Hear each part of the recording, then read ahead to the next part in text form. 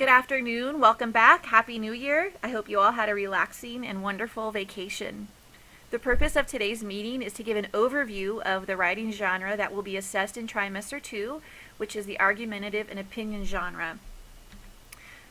Throughout this presentation, if you will see a laptop, and that indicates that the materials or image that you see is something that you can access in the staff room on the Chico Unified webpage, either through the ELA tab or the Staff Development tab.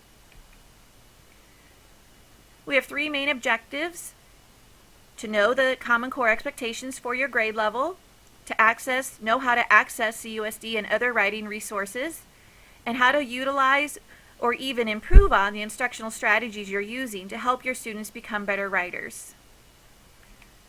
We're going to do that by looking at four different areas. We're going to look at what the standards say for our grade level, the curriculum and materials that we have available, how we're going to teach so we can help our students reach the standards and expectations, and finally how we're going to assess. So let's take a look first at what the Common Core standards say. The anchor standard for the argumentative, and opinion genre is that students will write arguments to support claims in an analysis of substantive topics or texts using valid reasoning and relevant and sufficient evidence. As you know, this is going to look very different at every grade level, so let's take a quick look at what that does look like. In kindergarten, students are going to show that by stating a topic or a book that they've read or heard, and they're going to share their opinion. They're going to build on that in first grade by giving a reason for the opinion and providing some closure.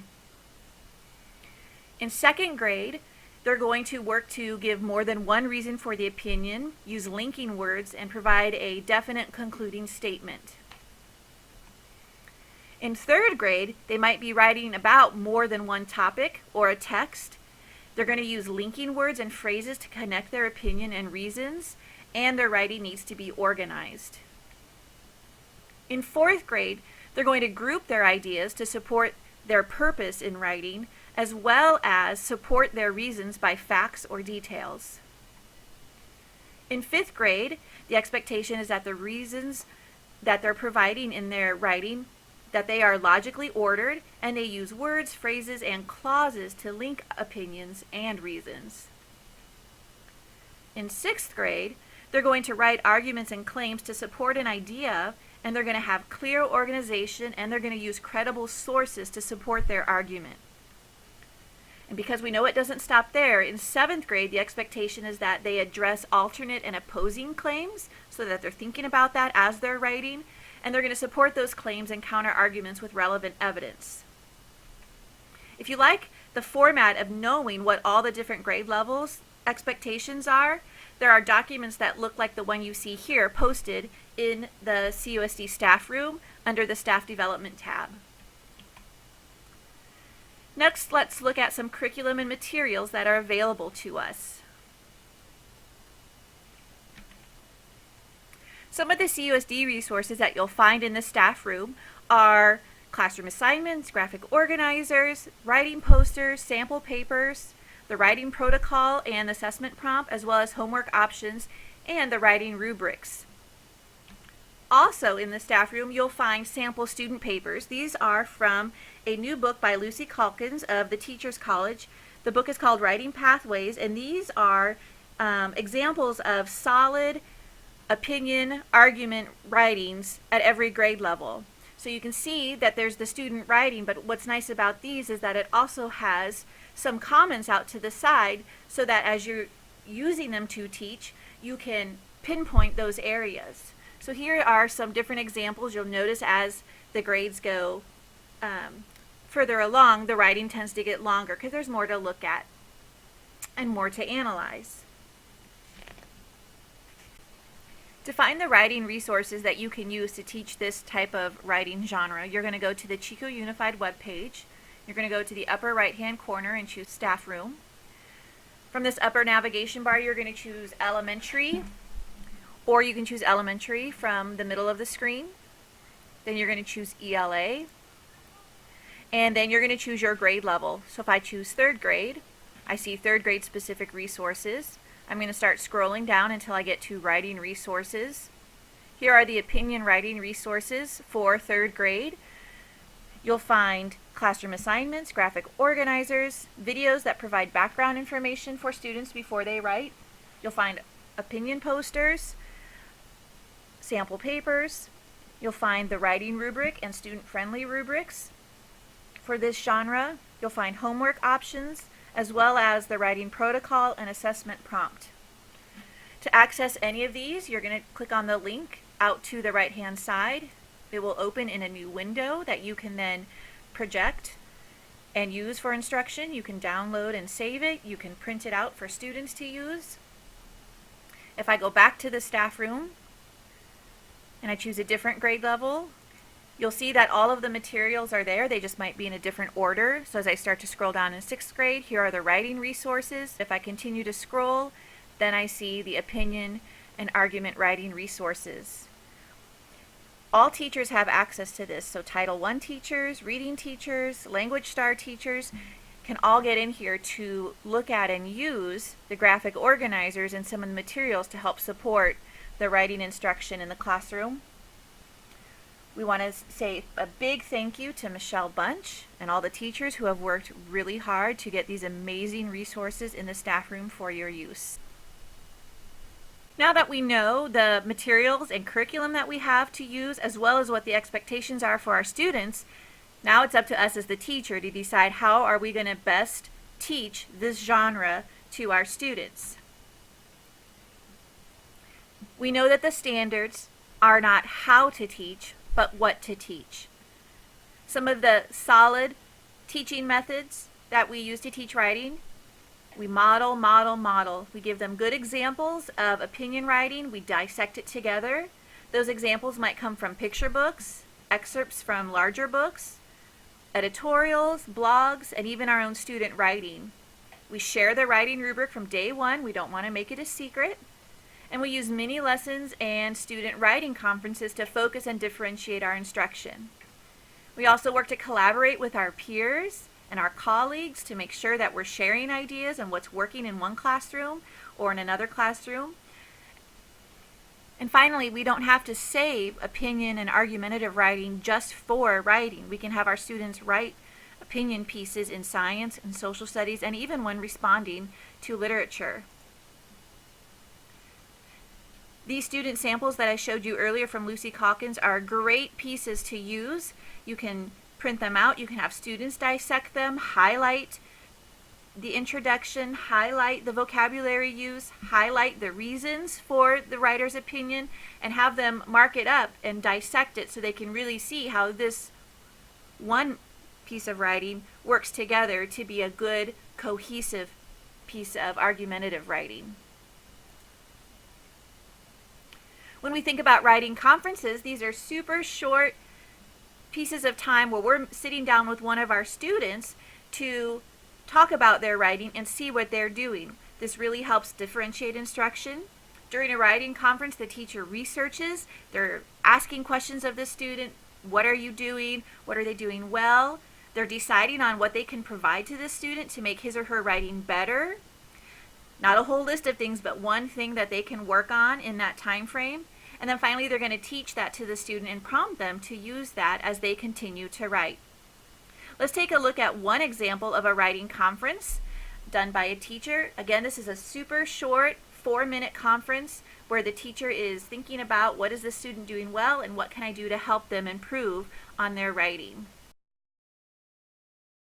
So Sam, tell me how it's been going in writing. It's been going good. We're forming coalitions. Coalition is a group of people that are like trying to improve, if not trying to solve, a social issue. So what's the social issue that you and your coalition are working on? Well, we're working on environmental damage, Okay. like sea pollution, and That's really big right now. yeah. Yeah, okay. So what are some things that you're trying to persuade people about? Well, not like, instead of like throwing your garbage in the water, put it in a trash can, and like and if you see garbage on the floor, instead of just walking past it, pick it up and put it in the trash. So it sounds like you have a couple of different things that you want to persuade people about, right?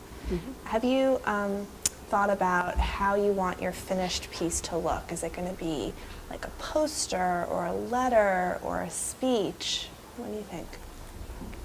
Well, I was thinking maybe I could write a letter to the mayor or the president to try to see if they can help improve the situation. Yeah. Like putting, like I thought one possible solution would be to put at least one trash can every 12 feet so people wouldn't be too far away from a trash can whenever they need to throw something out. Sure, that makes sense. That sounds like a good solution. So when you have this list here of questions you think people ask, and it says, what inspired you to pick this more than any others? What do you think your topic's important? Why do you choose this topic? Why do I think it's important? And I love, Sam, that you've thought of the idea to think about questions that people will ask you, because usually when you're trying to make an argument or you're trying to persuade someone of something, if you can think first of what kind of questions they would ask, you can give the argument to answer what their question would be. So that's a really good technique that you're using. And I was thinking I could help you to do that even better by thinking about who you're writing to and thinking about the questions that that person would ask you. So not just general questions about your topic, but questions about what that person would ask you. Let me give you an example. Like if I were writing to, let's say I were your age and I was writing to my parents to try to persuade them to let me have a dog, I would bet they'd ask me questions like, well, who's going to walk it, right? Or, well, who's going to feed it, right? So if I thought about the answers to those questions like, I'm responsible, I'll take care of it, it's all me, I'll do it, don't worry, then probably they'd be more persuaded than if I just thought, you know, why do you want a dog? I don't think they care as much about that as like, who's going to take care of it. Do you know what I mean? Okay, so thinking about the questions that your audience would ask. So if your audience is the mayor, what questions would the mayor ask? I'm guessing, why would you pick this? Actually, why would you think this topic instead of like saying, since you're a kid saying, how about free toys for everyone? So you think that the mayor would want to know why you'd pick a topic like garbage instead of toys as a kid? Yeah. That's an interesting idea. And maybe like the passion behind your topic would be important. What else? What else might your audience ask you? Well, maybe did you come up with any possible solutions? Or if not any solutions or any ideas for improvement? And that's what I have so far. Yeah, so what are your solutions? What inspired you, a regular kid, to write about this issue? I think those are really important questions to consider, and that's going to help you anytime you do persuasive writing, is to anticipate the questions that someone would ask you first, and then imagine what good answers would be, because if you could put those answers in your essay or your letter or your poster, you're more likely to persuade them. All right? Can you try that when you go back to your seat? All right, nice work, Sarah. Another resource available to you are some writing plan sheets. These plan sheets break down the writing lesson into a focused topic, mentor text that you might use, whether you're going to confer one-on-one or in a small group with students, and how you're going to provide closure for the writing lesson. When we think about how we're going to assess, we're going to share the rubric with our students. We're going to have them potentially score their own writing using the rubric, and also score other student samples and defend their reasoning for giving certain scores. I've seen and used myself pictures to provide a picture for what a 4, a 3, a 2, and a 1 paper look like.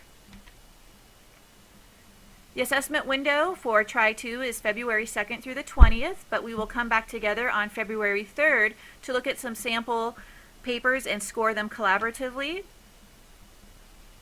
Remember, many of these materials are in the staff room, and if you have any questions or concerns, please do not hesitate to email.